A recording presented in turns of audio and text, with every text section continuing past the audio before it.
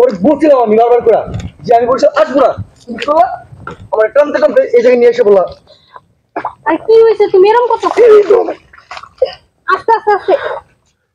তোমার যে আমি কি করবো দেখো, কোন জায়গায় নিয়ে আসছি তুমি আমারে। এখন আমার হাঁটুর উপরে প্যান্ট উঠানো লাগছে, একটু কোমরের উপরে উঠানো লাগবো। আর এত উত্তেজিত হলো না, আর একটু সামনে একটু কষ্ট করে আসো। উত্তেজিত না তো, একবার ঢাকায় জানি, তারপর দেখো তোমার কি করি। আস্তে আস্তে আস্তে। ও ঠিক ম্যাম, কোথায় এসে পড়লাম। এই এই কি ব্যাপার? আরে তুমি ওখানে কি করো? আমি এখানে কি করি তুমি বুঝো না? তুমি জানো না আমি ভয় পাই গুলা। তোমার যে ইচ্ছা করতেছে আমার শহরে না, তোমার ইচ্ছা করতে আমি তোমার এইখানে কেন ফেলাই। আচ্ছা ঠিক আছে, দাঁড়াও। আমি যদি একবার পড়ি তোমার এই জায়গায়, তোমার খবর আছে দেখো। হাত দাও, হাত দাও, হাত দাও।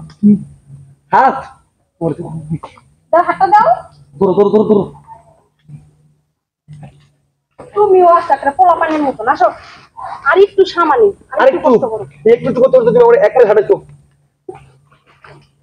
এখানে ওয়েদারটা কত ওয়ার্ম, এখানে এসে যে ভুল করলাম।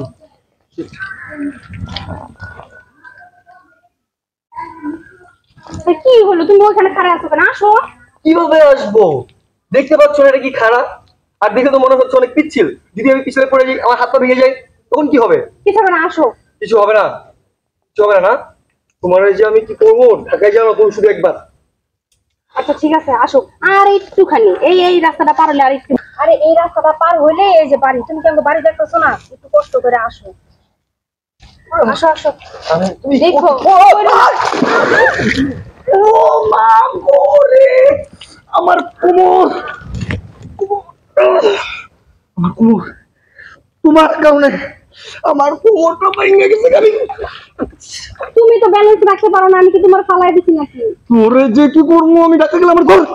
দাও তোমার হাতটা দাও, ওটাই। তোমার হাত দেওয়া লাগবে না, আমি একাই উঠতে পারবো।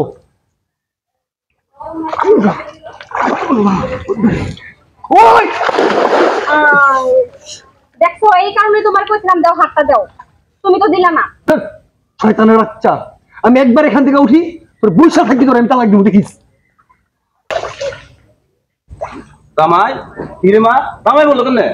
আব্বা এরকম একটা জায়গা খ্যাত ভূত একটা গ্রামের মেরে বিয়ে করছি আমি, বৈশালে আসি কেউ নাকি আপনার মেরে আমি মনে করেন যে এইখানে থাকতে তালাক দিয়ে দেবো। দেখেন জামাই বাবাজি, বাজার তুমি রাগ হইও না, কারণ আমরা রাত্রে বৃষ্টি হয়েছে, এর কারণে রাস্তাঘাটে কাদা হয়ে থাকে। বাবা তুমি রাগ হইও না বাজান। জামাই বাবাজি আমার হঠাৎ বাবা ধরো।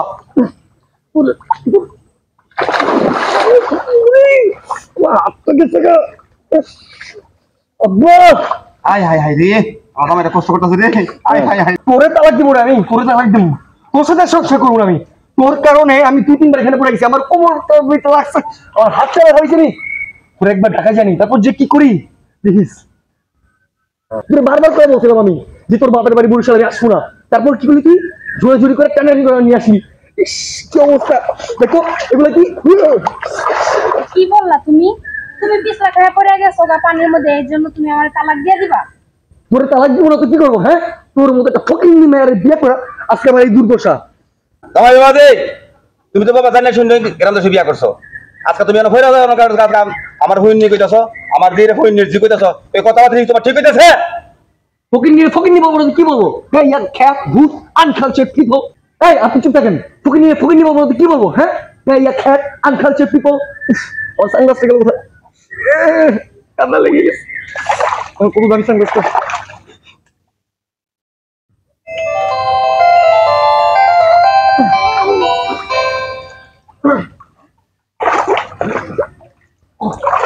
আচ্ছা দেখো, যা অর্থ তো হইছে, আশেপাশে মানুষ আছে না, দেখলে খারাপ করবে। তো এখন ভিতরে চলো।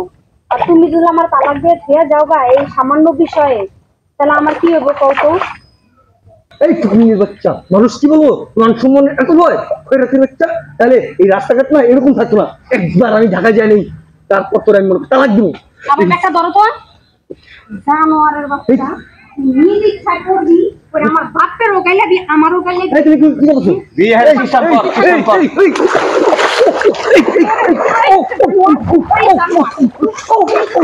আমার বাড়ি কিসমারকে ভাইরা তোরা যেন আর আমার বাড়ির পিসি মানে যেন আমি তোরা না দেখি দুদিন দেখি তো ঠ্যাং ভাঙিয়া তোর মুড়াইয়া গাছের লগে ঝুলাই দিয়ে দেই